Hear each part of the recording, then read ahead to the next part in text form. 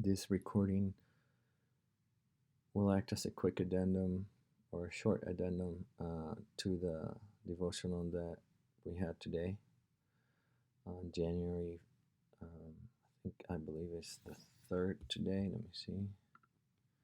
Yeah, January 3rd. That spoke about Job's position in the end of the book of Job, chapter 42. After I had finished the recording, God gave me the following thought, and I wanted to record it and share it. Job, if you read the book, has so many things, and God has blessed him with so many things. And an angel comes to the court of God and shares with God that the only reason Job had been faithful and had followed the mandate of God is because God had blessed him so much. So little by little, this angel continues to argue for the reduction of God's protection upon Job. And little by little, God surrenders that protection and allows this tempter, this questioner, this fallen angel to take away from Job different things that are meaningful and valuable to him. But the important aspect of the story that I want to share is that Job, prior to all these experiences, had accumulated and attained the world's accolades, the world's prices. And he was grounding his faith in such means, in such positions, in such possessions. And his friends were also attaching worldly things to how connected he was with God. And so both Job and his friends had this misunderstanding that Job's connection with God could be evaluated or identified by the way that, or by the things that he owned, and by the way that he had been blessed. And in the story, one of the main aspects of the story is that when we strip away of everything,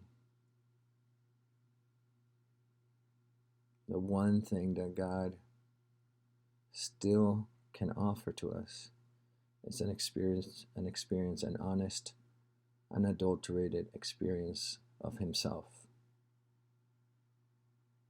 And it is when we realize that that is the critical aspect of who we are, that is what identifies us, that we can transcend into a new position of understanding God for who he is.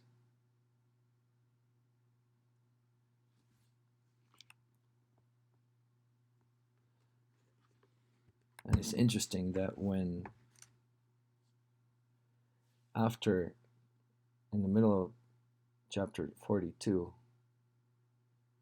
after Job's confession and repentance, the following sections have to do with the Lord rebuking Job's friends, and ultimately the Lord restoring Job's fortunes. And they read as follows: After the Lord had spoken these words to Job, the Lord said to Eliphaz the Temanite, "My anger burns against you and against your two friends, for you have not spoken of me what is right, as my servant Job has. Now therefore take 7 bulls and 7 rams, and go to my servant Job, and offer up a burnt offering for yourselves. And my servant Job shall pray for you, for I will accept his prayer, not to deal with you according to your folly, for you have not spoken for me what is right. Of me what is right, as my servant Job has." So Eliphaz the Temanite, and Bildad the Shuhite, and Zophar the Naamathite went and did what the Lord had told them, and the Lord accepted Job's prayer. Again, an authentic experience, both for Job and later on for his friends, as they begin to truly understand who God is, not only through words, but in the deeds that they had seen and the deeds that they had experienced, transforming them from an understanding of God in the head through words into an understanding of God in their hearts and in their beings, in their cells, for they had not only read about him, but had seen him and heard him,